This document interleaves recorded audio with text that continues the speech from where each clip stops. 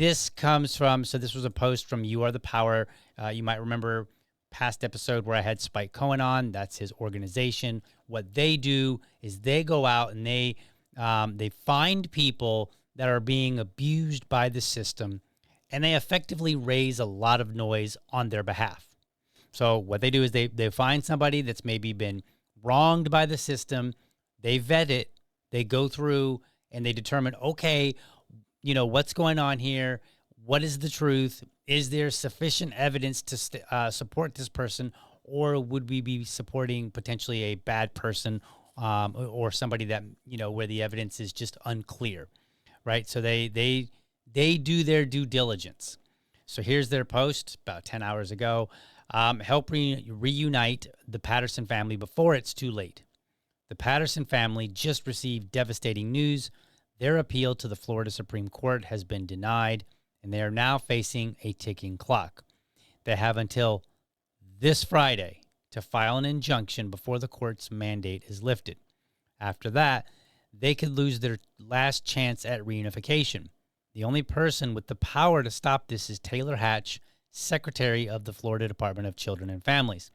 In the comments section is a link that will take you to an email template where we can respectfully demand that Taylor Hatch intervene and allow this innocent family to be reunited. All right, what's the story here? What's the background for this? Well, glad you asked. We're going to dive into it really quickly. So here's from youarethepower.net. Let's see here. Let me pull that up so I can see it. So urgent call to action, medical misdiagnosis, injustice in Florida. This is the family in question. All right.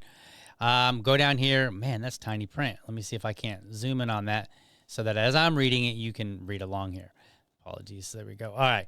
Michael and Tasha Patterson are loving parents whose 3 children were prematurely seized by Florida Child Protective Services in 2022.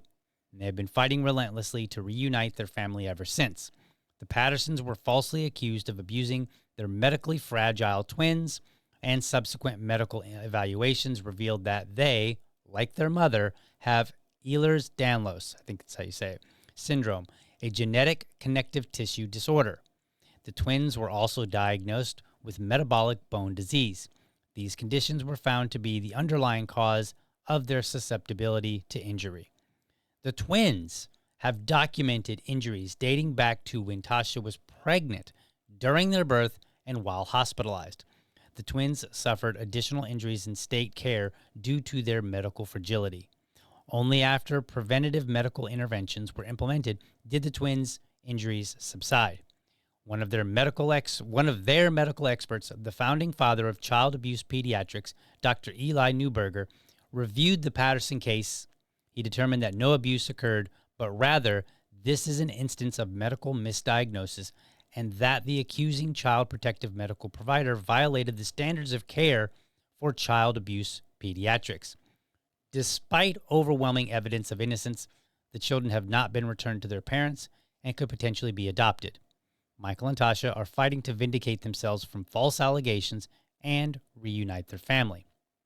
The Patterson case has led to the proposal of Florida Senate Bill 304 and Florida House Bill 511. I will look those up, and I will do a bill review on them at a later point. These bills aim to give parents the right to a second medical opinion in cases involving allegations of abuse. Despite these efforts and the fact that lawmakers have declared Michael and Tasha to be factually innocent, they are still without their children. The situation has been described by former dependency judge and Florida Representative Pat Maney as, quote, a miscarriage of justice, highlighting the urgent need for action and effective reform. The Florida Department of Health Children's Medical Services Program oversees the child protection team in Florida, which misdiagnosed the Patterson twins, leading to the cascade of injustice that the family has needlessly endured. The child protection medical provider who wrongfully diagnosed the Patterson twins as abused was not certified in child protection by the state of Florida at the time she made the allegations against Michael and Tasha.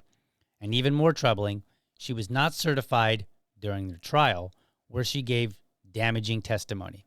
This same physician is no longer a part of Child Protection Services. Yet the Pattersons are still trying to undo the damage she caused nearly 3 years ago. Using the template below, please email DCF Secretary Taylor Hatch, DCF Chief of Staff Samuel Kearse, and the statewide Child Protection Team Medical Director Dr. Carol Lilly. Respectfully ask them to undo the harm to the Patterson family and reunite Michael and Tasha with their children. Your support is crucial in this fight for justice. So if you go to this link, youarethepower.net/Patterson, I'll put it in the comments. There's a little button here. You can click on this, and this tells you who to email, and it gives you a template. Make sure that if you are emailing these people, that you are respectful. The last thing that You Are the Power needs is somebody emailing them and going, "You dirtbag, MFer, this and that." Don't do that. Be respectful. There is a time and a place to, call someone out, to be harsh. This is not it.